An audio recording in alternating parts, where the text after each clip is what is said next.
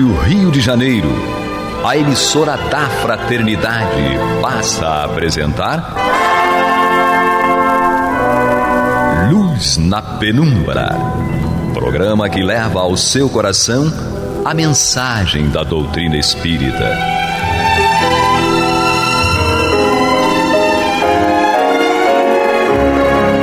E com vocês, Eduardo Araújo, para o estudo de O Livro dos Médiuns, da obra codificada por Allan Kardec. Olá, prezados amigos, ouvintes e internautas da Rádio Rio de Janeiro, a emissora da Fraternidade, sejam todos muito bem-vindos.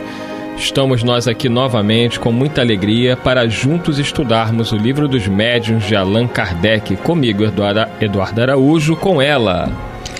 Que Jesus nos inspire e conduza. Maria de Fátima Miranda. E Paulo Renato, ainda nas suas longas férias em Cancún, com a sua esposa Leci, aproveitando, vai voltar moreninho, mas semana que vem ele vai estar aqui, não vai, Miranda? Já temos certeza disso, né? Ah, sim, os espíritos vão socorrer nesse sentido. Semana que vem o Paulo Renato estará de volta, mas enquanto ele não volta, está conosco aqui o professor Humberto Azarite. Seja bem-vindo. Obrigado, Eduardo, Miranda. É um prazer estar aqui nesse programa que tanto nos enriquece com o conteúdo doutrinário. Isso aí, o nosso Jefferson ali, só nos acompanhando, feliz da vida como sempre. Vamos nós aqui ao estudo do Livro dos Médiuns, no seu capítulo 1º, cujo título é Há Espíritos? Será que há espíritos? Eu tinha maior medo de espíritos. Só em pensar nisso eu me tremia todo. Eu sempre fui muito medroso. Mas vamos em frente. Agora, depois que a gente estuda, conhece, alguns medos vão desaparecendo, né? Então você que tem medo de espírito, chegou na hora certa. Com o estudo aqui de O Livro dos Médiuns, você vai aprender, vai entender e vai deixar de ter este medo todo. Nós estamos no capítulo 1º e hoje vamos iniciar do item 5, quando Allan Kardec diz: resta agora a questão de saber se o espírito pode comunicar-se com o homem, isto é, se pode com este trocar ideias. Por que não? Que é o homem senão um espírito aprisionado num corpo? Por que não há de o espírito livre se comunicar com o espírito cativo, como o homem livre com o encarnado? Desde que admitis a sobrevivência da alma, será racional que não admitais a sobrevivência dos afetos? Pois que as almas estão por toda parte, não será natural acreditarmos que a de um ente que nos amou durante a vida se acerque de nós, deseje comunicar-se conosco e se sirva para isso dos meios de que disponha? Enquanto vivo, não atuava ele sobre a matéria do seu corpo? Não era quem lhe dirigia os movimentos? Por que razão, depois de morto, entrando em acordo com outro espírito ligado a um corpo, estaria impedido de se utilizar deste corpo vivo para exprimir o seu pensamento? Do mesmo modo que um mudo pode servir-se de uma pessoa que fale para se fazer compreendido? Muito bom aí a comparação de Kardec, muito boa. A pessoa que é muda, ela muitas vezes ela utiliza-se, de uma outra pessoa que consiga falar para transmitir o que ela deseja falar, deseja dizer. Muito boa aí a colocação. Então, acho que logo no início, Kardec faz uma pergunta muito importante, que é a questão dos afetos. Todos nós, eu tenho certeza que você que está aí nos acompanhando no seu radinho, você que está nos acompanhando pela internet, sempre pensa na possibilidade de, ao desencarnar, ter a oportunidade de reencontrar afetos queridos, reencontrar uma mãe, reencontrar um pai, um filho querido, um irmão, um amigo, uma amiga, seus avós. Será que isso é possível, Maria de Fátima Miranda? Sim. É possível, e é nisso que vem a imortalidade da alma. Essa é a lição de Jesus para nós na cruz, quando ele no terceiro dia ele se permite ser visto, e até tocado, porque quando Madalena tenta tocar ele, ainda não, mas depois ele apresenta as marcas dele a Tomé, Não é? Então a grande lição do Cristo é nos provar a imortalidade da alma. E voltamos para o recurso humano. Imagina um engenheiro, um arquiteto competente, um Oscar Niemeyer, que ele fazia aqueles projetos belíssimos. Imagina ele executando um projeto e depois ele vai lá e destrói tudo. Não seria uma pessoa lúcida, não é? Não teria ele um equilíbrio. Então, se o homem, quando ele está responsável, ele atuando no seu trabalho, ele constrói coisas que ele busca dar prioridade e cultiva, porque ele tem uma finalidade, imagina Deus criar o espírito para depois aniquilá-lo quando o corpo físico, que é a vestimenta que ele usa na terra, acaba. Imagina só, o teu filho vai para a escola, não é? E para entrar no educandário ele precisa de um uniforme. E você providencia um uniforme para ele. E ele, anos após ano, ele vai para a escola cursar aquelas matérias necessárias. Terminou o curso, acaba o uniforme, seu filho acaba junto com o uniforme também, não volta mais para casa? Não tem sentido, não é? Então, os espíritos são os homens desencarnados. Daqui a pouco estaremos invisíveis. Mas a doutrina espírita vai nos explicar daqui a pouco como é que dá essa relação. Nós vamos ver que o pensamento, seja encarnado ou desencarnado, o espírito não perde. A capacidade de pensar, o pensamento contínuo, é isso que nos difere dos animais. Os animais não têm continuidade numa ideia. Ele vê a ração, sabe que aquela comida, saliva, mas ele não vai colocar a ração na mochilinha para guardar para outro dia, porque ele não faz esse discernimento. Não é? Então, o que nos diferencia dos animais é que eles não têm um pensamento continuado e nós temos. Então, estejamos encarnados ou desencarnados, continuamos pensando e é através do nosso pensamento que nós vamos fazer as conexões que mais tarde vamos ver na mediunidade. E aí, Humberto, essa questão que Kardec trouxe aqui, que eu acho que muitos ouvintes nossos estão ansiosos, né, por acreditarem, por terem essa certeza, essa consolação, quando Kardec coloca aqui que desde que admitis a sobrevivência da alma, e praticamente toda a população brasileira admite isso, temos aí um número considerável de ateus? Temos, mas é um número muito pequeno diante da grande multidão aí que acredita que existe um Deus e que nós somos uma alma e sobreviveremos à morte do corpo. Kardec diz que desde que se admita isso, a sobrevivência da alma, será racional que não possamos admitir a sobrevivência dos afetos? Porque imagina, você morre e o seu filho também, e cada um vai para um lugar, vai para um céu, para o inferno, ou vai para o nada, e aí tudo que foi construído ali, né? E aquelas tendências que nós já trazemos, então eles continuam e nós vamos encontrar com eles em algum momento. E isso nos dá uma motivação maior. Muitas mães foram consoladas através da psicografia de Chico Xavier, ao ouvir os filhos mandarem mensagens através deles, os parentes. Claro que nem todos puderam ter essa oportunidade, Deus sabe o que faz. E a gente falou num programa anterior da aliança da ciência com a religião. Vários cientistas bem intencionados já se debruçaram sobre isso e constataram a sobrevivência da alma.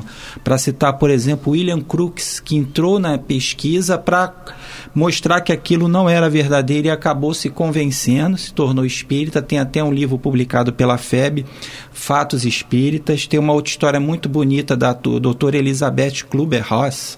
É um nome alemão, né? Só o Eduardo vai poder saber pronunciar. Grande aí. Doutora Elizabeth. Trabalho brilhante. Que ela fazia um trabalho de preparação para a morte, de tanatologia, e ela teve uma visão, né, um espírito muito afeto a ela, né? Ela estava querendo desistir do trabalho. Eu não vou entrar em detalhes na história para não tomar mais tempo, mas pedindo que ela continuasse com esse trabalho. Agora, você imagina ela, que nunca tinha visto, nunca tinha lidado com o espiritismo, ver um espírito aparecer na sua frente, pedir que queria conversar com ela em particular, abrir a porta para ela entrar. Você imagina a situação, mas ela narra isso tudo em um dos seus livros e, como o Eduardo lembrou, ela faz um trabalho interessante, muito importante. Então você vê que quando estamos dispostos, bem intencionados a estudar, Os cientistas conseguem várias comprovações nesse sentido. Agora, tem aqueles que mesmo vendo não acreditam, que é o que São Luís responde para Kardec no Livro dos Médiuns mesmo, Manifestações Visíveis. Kardec pergunta, por que não poderia ser comum todo mundo poder ver os espíritos? E aí o São Luís responde, um problema seria o constrangimento, que nós teríamos cerceado a nossa liberdade. E o outro é que muitas pessoas, mesmo vendo, não acreditariam. E aí o São Luís termina dizendo, não se preocupe, Deus cuidará delas. Sai. É isso aí. Você que está chegando agora, programa Luz na Penumbra, estamos aqui, eu, Eduardo Araújo, junto com Maria de Fátima Miranda e Humberto Azarite, juntos estudando o Livro dos Médiuns, de Allan Kardec, no seu capítulo 1º. E vamos agora dar continuidade, terminamos de ler o item 5, vamos ao item 6. Quem está aí preocupado com o Paulo Renato pode ficar tranquilo. Nesse momento ele deve estar surfando. Você imagina, Maria de Fátima Miranda, fotos, né? Paulo Renato surfando. Ela não está aguentando aqui. Gente, eu estou aqui visualizando a cena. Olha, pegando aquele tubo na onda. Ó, ela Próxima conhece. Olimpíada ele já Ela conhece Paulo Renato entrando no tubo. Nas praias de Nazaré já seria algo, nem Cancún. Então tá certo, mas esperamos que ele sobreviva aí a essas ondas gigantes lá de Cancún, e semana que vem ele estará de volta, porque nós sabemos o quanto que os nossos ouvintes aprenderam a gostar do Paulo Renato com a sua palavra calma, que transmite paz, sem contar uma grande profundidade doutrinária que o nosso companheiro Paulo Renato tem, além de surfista, claro. Vamos lá. Livro dos Médiuns. Kardequinho surfista, olha, vamos. Fica quieto aí, Miranda. Livro dos Médiuns, capítulo 1º, item 6. Vamos nós aqui. Diz Kardec: abstraiamos por um instante dos fatos que, ao nosso ver, tornam incontestável a realidade dessa comunicação, admitamo-la apenas como hipótese. Pedimos aos incrédulos que nos provem, não por simples negativas, visto que suas opiniões pessoais não podem constituir lei, mas expendendo razões peremptórias, que tal coisa não pode dar-se. Colocando-nos no terreno em que eles se colocam, uma vez que entendem de apreciar os fatos espíritas com o auxílio das leis da matéria, que tirem desse arsenal qualquer demonstração matemática, física, química, mecânica, fisiológica e provem por A mais B, partindo sempre do princípio da existência e da sobrevivência da alma. 2 pontos. Primeira coisa, que o ser pensante que existe em nós durante a vida não mais pensa depois da morte. Então, Kardec diz que esses incrédulos devem comprovar isso, né? Que o ser pensante que existe em nós durante a vida não pensa mais depois da morte. Segundo, que se continua a pensar, está inibido de pensar naqueles a quem amou. Terceiro, que se pensa nestes, não cogita de se comunicar com eles. Quarto, que podendo estar em toda parte, não pode estar ao nosso lado. Quinto, que podendo estar ao nosso lado, não pode comunicar-se conosco. Sexto, que não pode, por meio do seu envoltório fluídico, atuar sobre a matéria inerte. Sétimo, que sendo-lhe possível atuar sobre a matéria inerte, não pode atuar sobre um ser animado. Oitavo, que tendo a possibilidade de atuar sobre um ser animado, não lhe pode dirigir a mão para fazê-lo escrever. E nono, que podendo fazê-lo escrever, não lhe pode responder às perguntas, nem lhe transmitir seus pensamentos. Quando os adversários do Espiritismo nos provarem que isto é impossível, aduzindo razões tão patentes quanto as que Galileu demonstrou que o Sol não é que gira em torno da Terra, então poderemos considerar-lhes fundadas as dúvidas. Infelizmente, até hoje, toda a argumentação a que recorrem se resume nestas palavras: não creio, logo isso é impossível. E aí, Maria de Fátima Miranda, Kardec colocou aqui vários argumentos. Deixa eu ler o finalzinho aqui para complementar. Ele diz dir-nos-ão, com certeza, que nos cabe a nós provar a realidade das manifestações. Ora, nós lidamos pelos fatos e pelo raciocínio, a prova de que elas são reais. Mas se não admitem nenhuma, nem outra coisa, se chegam mesmo a negar o que veem, toca-lhes a eles provar que o nosso raciocínio é falso e que os fatos são impossíveis. Então, Kardec, fantástico aí na dialética, na argumentação. Temos muito o que falar sobre isso aqui. Semana que vem vamos ter que retomar esse ponto para falar sobre cada um desses tópicos, desses questionamentos que Allan Kardec faz. Mas vamos começar um pouquinho aí, Maria de Fátima Miranda, com Humberto. Kardec começa... Eu vou deixar que o Humberto agora inicie. Colocando aí esse questionamento, né? O primeiro que o Allan Kardec coloca é o seguinte: que o ser pensante que existe em nós durante a vida não mais pensa depois da morte. Como é que pode isso, Humberto? Porque nesse caso nós seríamos o produto da matéria, né? Acabou depois, é o fim de tudo, e aí tudo que nós conquistamos, progredimos, se acaba depois. E aí, Humberto, isso que você está falando é importantíssimo, porque se tudo que nós pensamos é produto da matéria, do cérebro, as pesquisas que são desenvolvidas hoje com os fenômenos de EQM, as experiências de quase morte, meio que jogam por terra essa hipótese. Porque muitos pacientes dados como mortos e que voltam à vida, são ressuscitados pelos médicos, eles relatam fatos ocorridos durante o momento em que o cérebro deles estava praticamente parado, morto, e mesmo relatos que ocorreram fora daquele ambiente em que ele estava, em coma profundo. Então isso já coloca por terra essa tese aí de muitos materialistas. Por isso que Kardec, como cientista, né, ele coloca vários questionamentos, né, porque ele já falou que já foi colocado várias situações que comprovassem isso, e aqueles então que não acreditam que prove, ou seja, utilize o método científico que chegue à tese de que não existe espíritos. E aí é como você falou, e esses que muitos que passam por essa experiência de EQM narram tudo o que viram, você fez isso, fulano foi. E aí, são cientistas idôneos que fazem essa pesquisa e concluem isso. E aí Kardec então agora fala, então vocês que não acreditam, mostrem algo que comprove que não existe.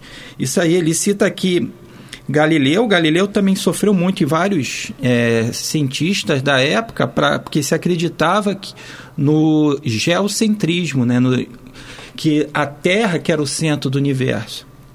E aí, gradativamente, a igreja ainda admitia essa ideia, até que alguns cientistas, Galileu iniciou isso, depois veio Copérnico para comprovar finalmente, não, que é o heliocentrismo, que até o Sol é que é o centro do universo. Mas isso foi uma luta muito grande, a igreja não aceitava, mas depois muitos estudos chegou a essa conclusão, e hoje é uma coisa em conteste, ninguém contesta, mas alguns pagaram até com a vida para provar isso daí. Então Kardec traz isso daí para nós, e a gente começa a perceber que quando você começa a colocar uma hipótese e começa a chegar a teorias absurdas, e se conclui que aquela sua hipótese é falsa. Esse raciocínio matematicamente é assim. Então essa primeira, a gente já pode chegar já a essa primeira conclusão. Sim. Miranda? Não haveria sentido, né, em buscarmos valores. Porque, olha, as conquistas materiais, essas nós não levamos.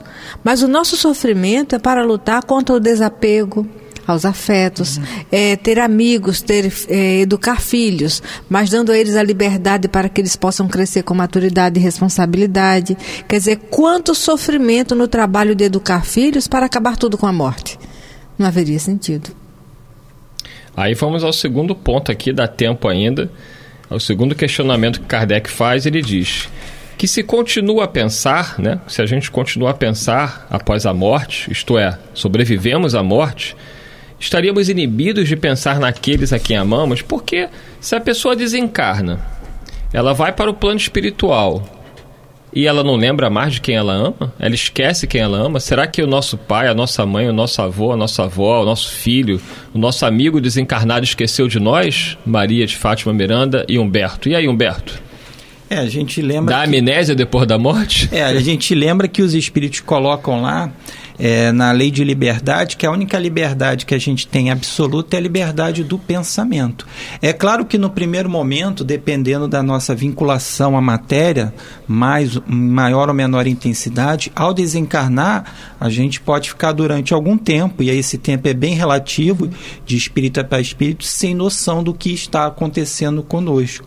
Mas não significa que o espírito em si não pense nos afetos. Assim que ele retoma a soberania sobre o seu espírito, lembra sim, né, e tenta buscar, o outro tenta o encontro com ele. Então existe sim a possibilidade, e é fato de que continuamos a nos lembrar dos afetos, alguns até preocupados com os afetos que deixaram aqui na Terra. Muitas às vezes um apego até exagerado, mas a lembrança dos afetos, elas existem. Senão, onde é que estaria a misericórdia de Deus? Pois é. E sem esses vínculos a gente não se educa, não é? Se nós não aprendemos a desenvolver esses valores aqui no mundo físico, como é que nós vamos construir esses valores para com Deus que nós não vemos? E aí fica uma outra reflexão, né? Chegamos no final do programa quase, porque se aqueles que estão desencarnados, eles permanecem lembrando de nós, é uma questão muito importante num momento como esse, onde milhares de pessoas já desencarnaram no mundo todo, através da pandemia, que a gente lembra que os nossos afetos estão vivos.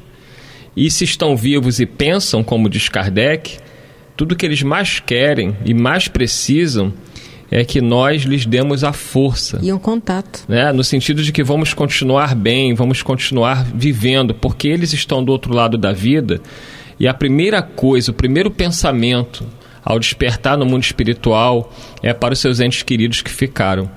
Nas mensagens que Chico Xavier recebia, todos os espíritos de forma unânime pediam: mãe, não chore mais, não sofra tanto, eu estou vivo, eu estou bem. Então é esse sofrimento, Humberto, que a gente tem que lembrar, né? Que toda vez que nós nos revoltamos, toda vez que nós ficamos contra Deus porque levou para o plano espiritual alguém que nós muito amamos, nós na verdade estamos prejudicando essa pessoa, sem querermos, mas a nossa revolta, a nossa dor incontrolável acaba prejudicando aquele que partiu. Com certeza, Kardec usa uma alegoria bonita, está você e um outro companheiro presos numa cela. Aí um companheiro ganhou a liberdade e aí você fica preocupado, chateado porque ele foi liberto e não está ali com você. Não tem sentido a mesma coisa também no mundo espiritual. Então que façamos o melhor em benefício dos nossos familiares que aqui ficaram e que nós nos lembremos que estamos sempre em contato com ele, algumas vezes até em sonhos e através da prece sempre. É isso aí, Maria de Fátima Miranda. Estamos terminando. Agradecemos a Jesus, né? Não tem mais nada a acrescentar, porque é um assunto que vai se estender ainda na continuidade do estudo. Na volta do Paulo Renato, semana que vem, né? Deixando a sua prancha de surf de lado e pegando aqui no Evangelho segundo o Espiritismo, vamos retomar o assunto agradecendo imensamente ao nosso companheiro Humberto, que nos auxiliou aí hoje, substituindo brilhantemente ao Paulo Renato. Obrigado, Humberto. Foi um prazer, espero que ele volte aí de Cancún para poder colaborar com o programa. Proseadíssimo, e a Alessi do lado. É isso mesmo. Valeu, Maria de Fátima Miranda, nosso Jefferson aqui na Operação Técnica. Obrigado a todos vocês, prezados amigos ouvintes e internautas. Até o próximo estudo de O Livro dos Médiuns, se Deus quiser. Você está ouvindo o programa Luz na Penumbra.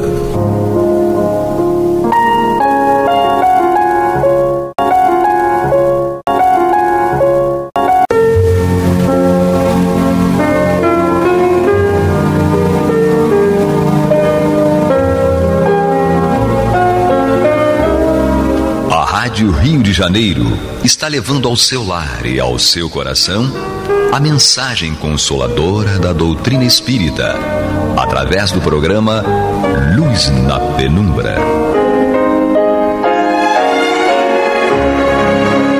E agora com vocês, Amaury Santos e Astrênio Oliveira, para comentar os textos da Revista Espírita de Allan Kardec no período de 1858 a 1868. Olá, amigos. É muito bom estar com vocês. Eu, Amaury Santos, e Astênio Evangelista de Oliveira. Dando continuidade, né, ao estudo da Revista Espírita, números pares de 1858 a 1868. E Astênio estava comentando, né, do nosso último programa. Fale aí, meu amigo, e vamos dar continuidade. Isso, nós estamos tratando então agora das evocações particulares na Revista Espírita de janeiro de 1858. E Kardec deu a esse texto aqui o título de Mãe, estou aqui. Então nós estávamos começando a narrar no nosso último programa, Kardec dizendo que a mãe havia perdido uma filha, né, que desencarnou, filha única, né, muito querida e tal, de 14 anos de idade, e a mãe estava enfermando, né, desejando também ir desencarnar, né, para ela morrer, né, para poder ir ao encontro da filha. Mas essa mãe tomou conhecimento de que seria possível uma comunicação com a filha desencarnada, e como ela tinha uma amiga médium, marcaram uma reunião e pediram a participação do Kardec. Então estava na casa de uma delas e Kardec participando, né? Então ele fala assim, onde nós paramos no nosso programa passado, ele fala: eis o resultado dessa primeira sessão. E aí transcreve o seguinte: a mãe, em 2 pontos. Em nome de Deus Todo-Poderoso, Espírito Júlia, ... minha filha querida, peço-te que venhas, se Deus o permitir.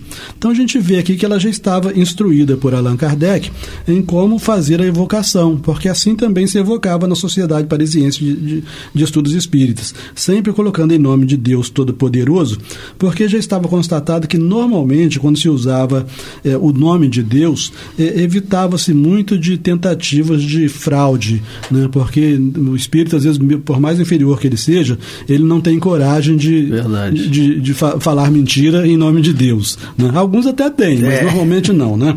Então fala assim, a mãe disse isso: em nome de Deus Todo-Poderoso, Espírito Júlia de tal, né, minha filha querida, peço-te que venhas, se Deus o permitir. Aí, através da médium, a Júlia se manifestou: mãe, estou aqui. A gente nota que é exatamente o título do texto que Kardec deu: mãe, estou aqui. Isso aqui foi pela psicografia dessa médium, tá? Ela não se manifestou através da psicofonia, não, foi por escrito. A mãe, aí a mãe se dirige, né, a ela: és tu mesma, minha filha? És tu mesmo, minha filha, que me respondes? Como posso saber que és tu? Né? Então, natural, a mãe com um desejo imenso de falar com a filha, mas se não fosse a filha, se ela estivesse sendo enganada. Exatamente. Né? Aí a Júlia respondeu: Lili. Sabe? Então, aí a convenceu. Falou um apelido, né? Um apelido que as duas tinham em comum. Isso, né? Então, olha só o que Kardec coloca aqui na frente, né? Ele coloca até entre parênteses. Ele fala assim, explicando sobre a Lili, né? Fala assim: era um pequeno apelido familiar dado à jovem em sua infância. Não era conhecido nem da médium, nem de mim, considerando-se que, há vários anos, só a chamavam pelo seu nome de Júlia. A esse sinal, a identidade era evidente. Não podendo dominar a emoção, a mãe explode em soluços. Né? Perfeito. Então, houve identificação de que foi permitido, né, por Deus, que a menina viesse, né, atraída pelo pensamento deles. Sim, e obviamente a menina já devia saber antecipadamente que a mãe duvidaria se seria ela, né, encontrou essa forma, né, de convencer a mãe. Né, porque... Lembra muito agora o Chico, né? As cartas de Chico Xavier. Chico, né? que assina, inclusive, parecido, né? Ou quase igual, e comprovado, inclusive, naquela situação de morte por acidente de arma, lembra? Sim, lembro. Em que foi feito uma análise da caligrafia. Sim. E quem fez a análise, que era neutro, não era espírita, né? Falou: é ele que está escrevendo. É coisa incrível, né? Incrível. Como alguém ainda pode querer jogar pedra no espiritismo, né? Não é verdade? Bom, prosseguindo então, a Júlia, que é o espírito, né? A menina desencarnada, fala: mãe, por que te afliges? Sou feliz, bem feliz. Não sofro mais e te vejo sempre. né? Então ela estava sempre ao lado da mãe, extremamente viva, muito feliz, e a mãe desesperada querendo morrer. Né? Bom, aí a mãe responde, né? Mas eu não te vejo, onde estás? Então ela queria estar encarnada e ver a filha, né? Se ela fosse médium, eventualmente... natural, né? Aí a Júlia responde, porque a pergunta da mãe foi, onde estás? Né? Mas onde estás? Ali naquele espaço, né? Naquele momento, onde ela estava. Aí a Júlia fala assim, aqui, ao teu lado, minha mão sobre a senhora fulano de tal, a médium, né? Para fazer-lhe escrever o que te digo. Vê a minha letra. Aí o Kardec coloca entre parênteses, a letra de fato era de sua filha. Então, tipo essas cartas do Chico Xavier, né? Exatamente. Embora a gente deva chamar logo a atenção que nem sempre a letra vai ser exatamente igual, né? Então, há situações em que os espíritos orientadores daquela comunicação consideram que a letra vai ser importante, né, como comprovação, e aí ajudam para que a letra saia igual, né? Mas nem sempre sai. Nas psicografias dentro dos centros espíritas, né? O médium é utilizado pela capacidade, né, de cultura que ele tem para interpretar, né, mediunicamente os sentimentos que aquele espírito quer passar. Mas como cada um tem um grau de conhecimento, cada um interpreta, né? Eu estou sentindo daquele espírito isso. Ele está chorando. E aí você coloca. Essas são as sensações, né? Isso. O mais comum são as comunicações serem tipos de garranchos, né? Quer dizer, umas letras muito grandes. Letra de médico, né? Para entender. Então a mãe volta a dizer, né? Dizes... Você lembra que nós acabamos de falar que a menina falou, vê a minha letra, né? Ela fala assim, a minha mão está sobre a senhora né? fulano. Aí a mãe, que não era espírita, disse assim, dizes minha mão, tens então um corpo, né? Vira a dúvida dela, né? Porque para ter mão, porque tem corpo, mas está morto, né? Então, tens então um corpo? Aí a Júlia responde, não tenho mais aquele corpo que tanto me fazia sofrer, mas lhe guardo a aparência. Então, era o perispírito, né, que tem toda a aparência do corpo físico. Na verdade, é o corpo físico que tem toda a aparência do perispírito. Com né? certeza. É o contrário. Isso, é o molde, né? É o molde, isso, né? Então, assim, não estás contente porque eu não sofro mais e posso conversar contigo? A menina falando com a mãe, seja coerente, seja lógica, né? Eu sofria a beça, não sofro mais, né? Ainda tô feliz. Ainda posso conversar com você. Você vai continuar chorando? Pois né? A mãe, se eu te visse... não, mas nota que aqui não foi um inconformismo da mãe, não. Ela foi só uma busca de esclarecimento. Ela fala assim, se eu te visse, então, reconhecer-te-ia, quer dizer, se eu te visse como espírito desencarnado, seria possível te reconhecer? Porque se os espíritos fossem só um ventozinho, né? Então não iria reconhecer. Exatamente. Né? Aí a Júlia diz, sim, sem dúvida, e já me viste muitas vezes em teus sonhos. Né? Aí a mãe fala, de fato, já te revi em meus sonhos, mas pensei que fosse efeito da imaginação, uma lembrança. Então, não era. E não era. E é muito comum nós sonharmos com os nossos seres queridos, né? Eles vêm nos consolar, mas a gente prefere se iludir, achar foi só um sonho, né? É verdade. Foi só um sonho verdadeiro, né? Você me lembrou agora da minha avó, né? Muito querida, muito amada, né? Porque espírita, uma médium fantástica, e quando ela desencarnou, ela desencarnou com 87 anos. E aí, depois de uns 2 meses, eu sonhei com ela. Eu era jovem, né? Ainda. E aí sonhei com ela, mas ela não tinha mais a aparência de 87 anos. Ela já era uma mulher mais jovial, tinha na faixa de 50 anos, né? Feliz, sentada numa mesa de madeira embaixo de uma árvore frondosa num campo.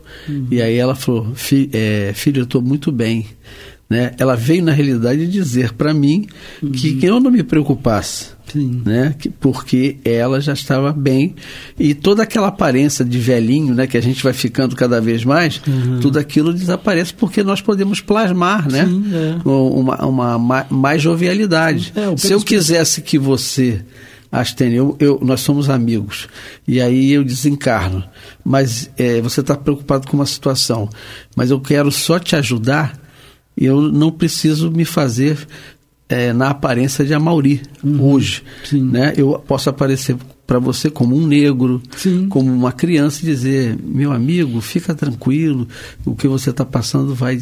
Porque eu não quero que você me reconheça. Sim, o perispírito é plástico, né? Plástico, perfeito. Então ele se amolda ao pensamento. Perfeito. Em princípio, como regra, do modo que você quer estar, você está. Eu digo como regra porque existem as exceções, né, dos espíritos totalmente desequilibrados, e que aí eles estão... manipulam, né? Para te assustar. Isso, né? Etc. Então vamos lá.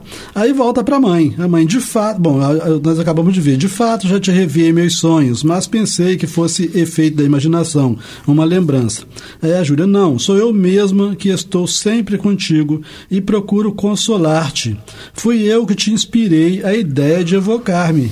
Tenho muitas coisas a te dizer.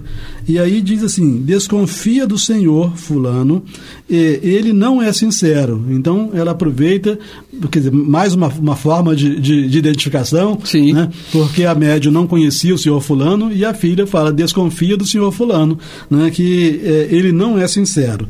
Olha. E aí o Kardec coloca entre parênteses aqui um comentário dizendo: esse senhor, conhecido apenas da mãe e citado assim espontaneamente, era uma nova prova de identidade do espírito que se manifestava.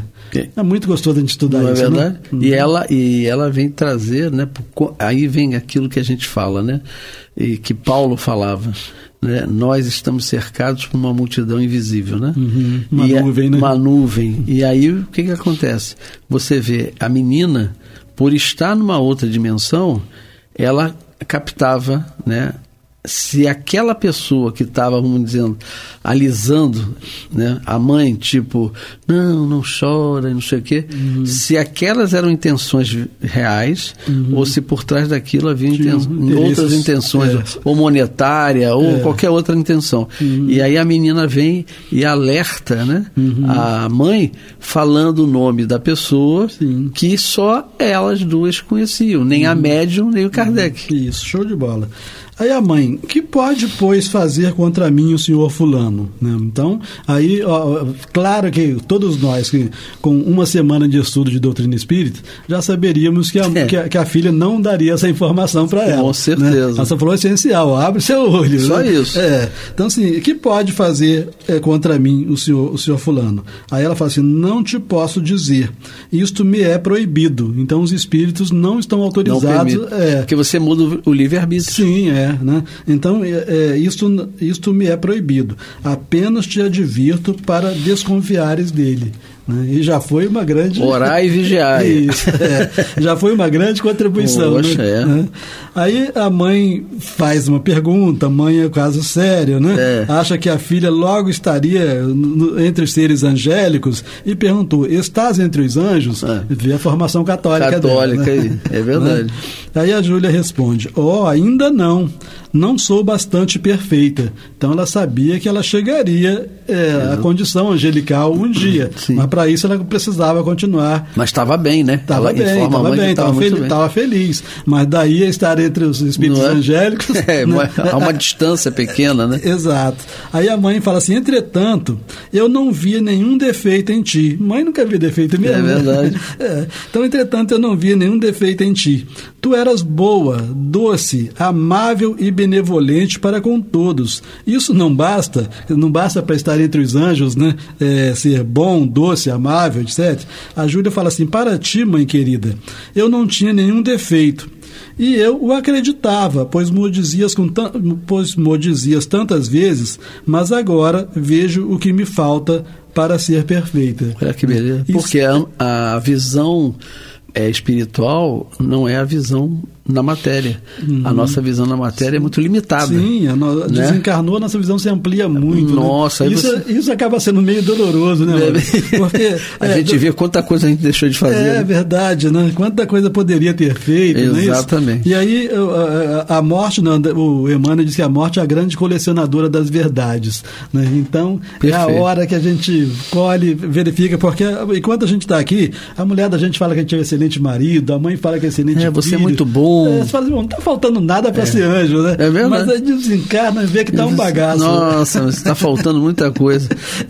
Não nasceu uma pena da asa do anjo, né? Isso, Aí a mãe volta e diz assim, como adquirirás as qualidades que te faltam? A mãe estava apressada para a filha ser anjo, né? Você vê as perguntas, né? E agora é interessante que a mãe não estava nem observando que se a filha se tornasse anjo, ou seja, espírito angelical, sim, que iria ficar mais distante dela ainda, né? Com certeza. Né? Bom, aí a Júlia disse assim, em novas existências, 14 anos, né, recém-desencarnada, já sabia, de família católica, mas como que teria outras existências. Exato, em novas existências, que serão cada vez mais felizes. Gente, isso é uma filosofia espetacular. Perfeito. A gente saber que o sofrimento não faz parte dos critérios divinos do progresso, né? Sim. Tanto é que quanto mais você se torna melhor, mais as suas existências são felizes, né? Se o sofrimento fizesse parte dos ditames divinos, não adiantaria você melhorar, porque exatamente, iria continuar sofrendo. E ela teve uma existência curta, né, Astênio? Sim, 14 anos. Exatamente porque faltava, né, vamos dizer assim, filtrar. Né? A doença, na realidade, é como se fosse um filtro. Eu me lembro muito do Dr. Paulo Frutuoso, médico, né, oncologista, e ele fala isso. Ele comenta muito do câncer, porque ele é cancerologista. Sim. Mas aí ele fala, é como se fosse um mata-borrão, a doença ela fica no corpo físico. Então, quando o indivíduo se liberta, ele já se liberta sem aquelas coisas que ficam na terra, naquele corpo. E aí se liberta mesmo, né? No sentido, agora você não tem mais nada a ver. Não tem mais necessidade disso. E aí vem as existências felizes, de você vir numa outra oportunidade e viver mais tempo, ajudar outras pessoas. Sim. Como o nosso tempo também já está avançando, eu queria pelo menos concluir esse tema dessa conversa da Júlia, né? Sim. Aí vamos avançar um pouquinho mais. Aí ela fala assim, a mãe fala assim, como adquirirás as qualidades que te faltam? E a Júlia fala assim, novas existências que serão cada vez mais felizes. Aí a mãe volta, é na Terra que terás essas novas existências. Então, nesse momento, a mãe já estava começando a entender que ela poderia ter novas existências na Terra e em outros mundos, né? Alguma informação ela já tinha já. Aí a Júlia diz, nada sei quanto a isso. E ela só sabia, por enquanto, que ela ainda teria que reencarnar, né? Que ela não tinha alcançado a perfeição, automaticamente tinha que reencarnar. Agora, se os superiores dela estavam programando para ela reencarnar na Terra ou em outro mundo, isso ela não sabia. A mãe, considerando que não havias feito o mal durante tua vida, por que sofreste tanto? Né? Aí volta a ignorância da mãe, porque a pessoa não sofre necessariamente pelos males que ela praticou, pelo mal que ela praticou nessa vida, né? Mas também... Sim, né? Ainda mais uma criança de 14 anos, né? Né? Então a Júlia responde, prova, fala 2 vezes a palavra prova, né? Prova, eu a suportei com paciência, por minha confiança em Deus, sou muito feliz hoje por isso, até breve, mãe querida. Então essa informação da Júlia, e já se despede da mãe, em que ela fala prova, isso para a gente, tecnicamente, estudando pela doutrina espírita, ela não estava espiando nada, era apenas prova. E ela nem fala se a prova era para ela ou se a prova era para a mãe. Isso, porque, é verdade. Isso, mas nunca é para um só, né? Isso, né? Que até quem estava sofrendo mais agora era a mãe, né? Não era ela. A mãe, inclusive, pelo que você lê, né? E ela não estava se alimentando direito, que ela estava fazendo um suicídio indireto. Sim, se a coisa caminhasse. Então, foi permitido a ela, provavelmente por mérito, que a filha viesse, e o que ela falou alertou, né? A conduta da mãe, né? Eu estou sempre com você, Sim. Então, não é necessidade de você fazer isso. E até porque se ela faz, ela estaria numa outra situação mais complicada. Exato. E longe da filha. A gente, completando esse estudo, né, com o André Luiz, ele chama normalmente de espíritos completistas, esses que desencarnam muito cedo, assim. Sim. Né, e principalmente numa condição dessa de sofrimento e com fé, né? Então seria normalmente o espírito que teria numa existência anterior desencarnado mais cedo do que deveria desencarnar, e aí vem numa outra existência para completar a existência anterior. Completou, desencarna. Mas aí, como já que vem para uma função como objetivo, atinge logo o outro, né? Porque aí a mãe, que certamente continuaria com a fé católica dela, né, durante aquela existência inteira, trocou de fé no meio do caminho por causa da desencarnação da filha. Né? Aí, só completando agora o esclarecimento de Kardec, né, sobre o que ocorreu aqui nesses fenômenos, ele fala assim: em presença de semelhantes fatos, quem ousaria falar do vazio do túmulo, quando a vida futura se nos revela assim tão palpável? É importante chamar a atenção, porque às vezes a gente fala assim, mas comigo não acontece nada palpável. A gente não deve ser tão exigente. Se acontece palpável com os outros, já está bom para a gente. Né? É o nosso egoísmo, né? Então, assim, em presença de semelhantes fatos, quem ousaria falar do vazio do túmulo, quando a vida futura se nos revela assim tão palpável? Essa mãe, minada de desgosto, pelo desgosto, experimenta hoje uma felicidade inefável em poder conversar com a filha. Então, quando Kardec fala experimenta hoje, quando ele estava escrevendo a revista, então esse fato aconteceu anteriormente e ela já estava, né, muito feliz. Aquele grande sofrimento da desencarnação da filha tinha passado, né? Eu falei, essa mãe, minada pelo desgosto, experimenta hoje uma felicidade inefável em poder conversar com a filha. Não há mais separação entre elas. Então, as conversações particulares continuaram, né? Suas almas se confundem e se expandem no seio uma da outra, pela permuta de seus pensamentos. Apesar da descrição com que cercamos este relato, né? Então Kardec ele fez essa descrição até não colocando nomes, essa coisa toda, né? Então, apesar da descrição com que cercamos este relato, não nos permitiríamos publicá-lo se a isso não estivéssemos formalmente autorizados. Então, mesmo com descrição, ele não publicaria. Isso naquela época, né? Hoje estaria sendo processado por direitos autorais. Então, ele esclarece que ele estava autorizado por aquela mãe a publicar. Claro. Né?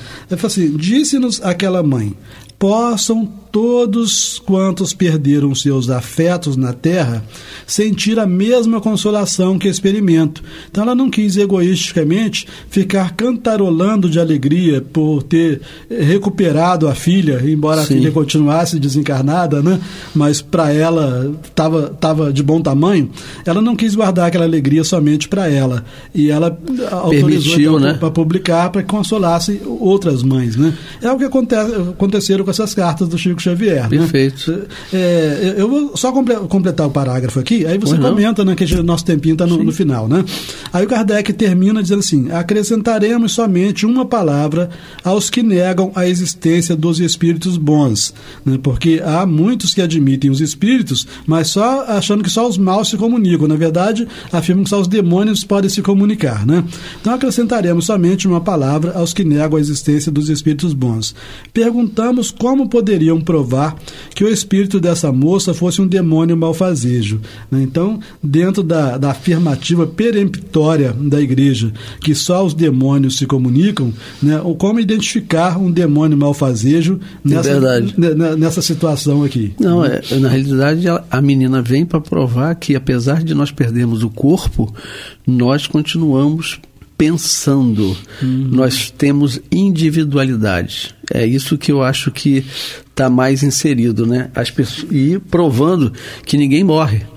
Nós simplesmente mudamos de campo vibratório. Perfeito. E vamos, meu amigo, encerrar, né? Mais um programa. Eu, Amaury Santos e Astênio Evangelista de Oliveira. Muita paz a todos.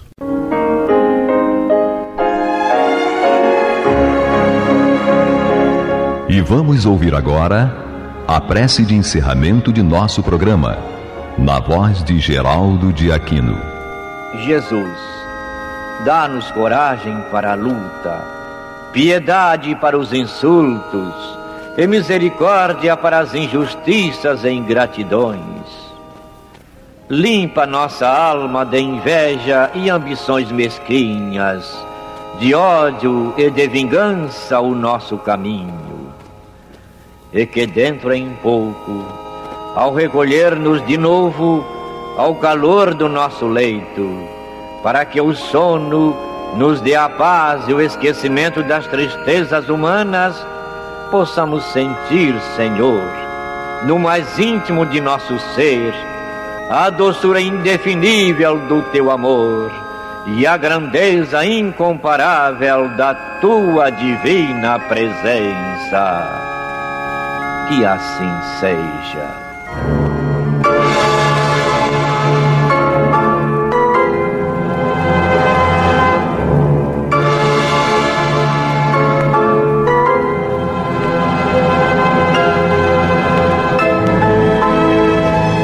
Acabamos de apresentar o programa Luz na Penumbra, que voltará a ser apresentado amanhã às 21 horas nesta emissora.